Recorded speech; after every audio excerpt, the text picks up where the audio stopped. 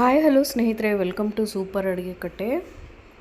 ಇವತ್ತು ಮೈಸೂರು ಶೈಲಿ ಒಂದು ಎಣ್ಣೆಗಾಯಿ ರೆಸಿಪಿನ ಹೇಳ್ಕೊಡ್ತಾಯಿದ್ದೀನಿ ಸ್ನೇಹಿತರೆ. ಎಣ್ಣೆಗಾಯಿ ಹಲವಾರು ರೀತಿಯಲ್ಲಿ ಮಾಡ್ತಾರೆ.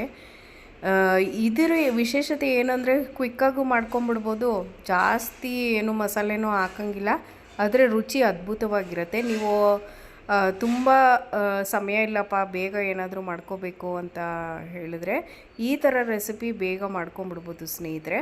ಅಕ್ಕಿ ರೊಟ್ಟಿಗೆ, ಚಪಾತಿಗೆ ಎಲ್ಲದಕ್ಕೂ ಹೊಂದ್ಕೊಂಡು ಹೋಗುತ್ತೆ. ಬಿಸಿ ಬಿಸಿ ಅನ್ನಕ್ಕೂ ಸ್ವಲ್ಪ ತುಪ್ಪ ಹಾಕ್ಕೊಂಡು ಈ ಥರ ಎಣ್ಣೆಗಾಯಿನ ಮಾಡಿಕೊಂಡ್ರೆ ತುಂಬಾ ರುಚಿಯಾಗಿರುತ್ತೆ.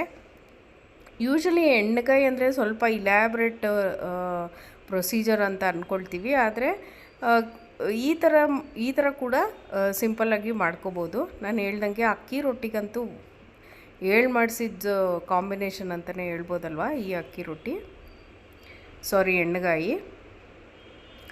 ಈ ರೆಸಿಪಿ ನೋಡಿ ಕಲ್ತ್ಕೊಳ್ಳೋಕೆ ಮುಂಚೆ ಸ್ನೇಹಿತರೆ, ದಯವಿಟ್ಟು ಚಾನಲ್ನ ಸಬ್ಸ್ಕ್ರೈಬ್ ಮಾಡಿಕೊಂಡು ನೋಡಿ, ಆಗ ಎಲ್ಲ ನನ್ನ ವೀಡಿಯೋಗಳು ನಿಮ್ಮನ್ನ ಬೇಗ ತಲುಪುತ್ತೆ ಅಂತ ಹೇಳ್ತಾ let's get started with this recipe. ನಾನಿಲ್ಲಿ ಒಂದು 5-6 ಸಣ್ಣ ಗುಂಡು ಬದನೆಕಾಯಿನ ಚೆನ್ನಾಗಿ ತೊಳ್ಕೊಂಡು ರೆಡಿ ಮಾಡಿ ಇಟ್ಕೊಂಡಿದ್ದೀನಿ.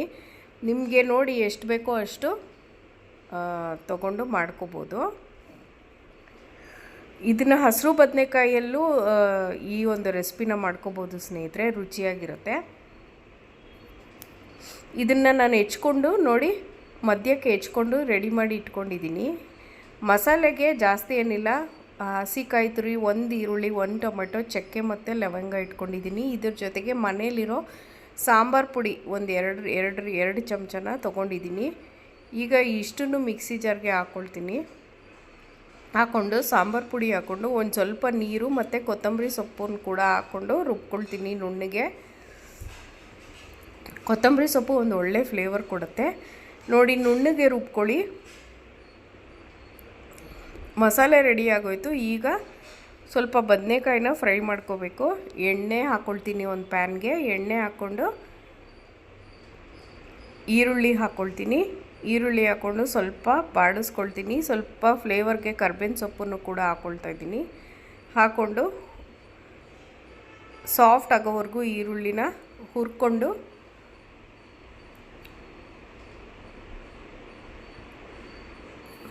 ಸಾಫ್ಟ್ ಆದಮೇಲೆ ಬದನೆಕಾಯಿನ ಹಾಕ್ಕೊಳ್ತೀನಿ. ಬೇಕಾದರೆ ನೀವು ನೋಡಿ ಈರುಳ್ಳಿ ಇನ್ನೂ ಒಂದು ಗೆಡ್ಡೆ ಹಾಕ್ಕೋಬೋದು. ಇನ್ನೊಂದು 2 ಬದನೆಕಾಯಿ ಎಕ್ಸ್ಟ್ರಾ ಹಾಕ್ಕೊಳ್ಳೋದಿದ್ರೆ ಈರುಳ್ಳಿ ಇನ್ನೊಂದು ಹಾಕ್ಕೊಳ್ಳಿ. ಈಗ ಮಧ್ಯಕ್ಕೆ ಹೆಚ್ಕೊಂಡಿರೋ ಗುಂಡು ಬದನೆಕಾಯಿನ ಹಾಕ್ಕೊಂಡು ಸ್ವಲ್ಪ ನೀರು ಹಾಕ್ಕೊಂಡು ಬೇಯೋಕ್ಕೆ ಬಿಟ್ಬಿಡ್ತೀನಿ. ಬೆಂದ ಮೇಲೆ ಇದಕ್ಕೆ ರುಬ್ಬಿರೋ ಮಸಾಲೆನ ಸೇರಿಸ್ಕೊಂಡು ಉಪ್ಪು ಹಾಕ್ಕೊಳ್ತೀನಿ. ರುಚಿಗೆ ತಕ್ಕಷ್ಟು ಉಪ್ಪು ಚೆನ್ನಾಗಿ ಮಿಕ್ಸ್ ಮಾಡಿ ಈಗ ಇನ್ನೊಂದು 2-3 ನಿಮಿಷ ಬೇಯೋಕ್ಕೆ ಬಿಡ್ತೀನಿ. ಬದನೆಕಾಯಿ ಎಲ್ಲ ಮಸಾಲೆನ ಇಟ್ಕೋಬೇಕು. ಆಮೇಲೆ ಫ್ರೆಶ್ ಆಗಿರೋ ಕೊತ್ತಂಬರಿ ಕರಿಬೇವನ್ನ ಹಾಕ್ಕೊಳ್ಳಿ. ರೆಡಿಯಾಗೋಯ್ತು ಸ್ನೇಹಿತರೆ. ಅದ್ಭುತವಾದ ರುಚಿ, ಈಸಿ ಕೂಡ ಈ ಥರ ಮಾಡ್ಕೊಳ್ಳೋದು.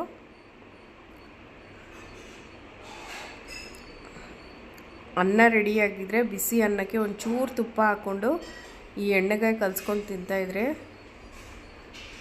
ಸೂಪರಾಗಿರುತ್ತೆ. ಮನೇಲಿ ಎಲ್ಲರೂ ಇಷ್ಟಪಟ್ಟು ತಿಂತಾರೆ. ನೋಡಿದ್ರಲ್ಲ ಎಷ್ಟು ಈಸಿಯಾಗಿ ಮಾಡ್ಕೋಬೋದು. ನೀವು ಬೇಕಾದರೆ ರುಬ್ಬಕ್ಕೆ ಒಂಚೂರು ಅರಿಶಿನ ಕೂಡ ಹಾಕ್ಕೋಬೋದು.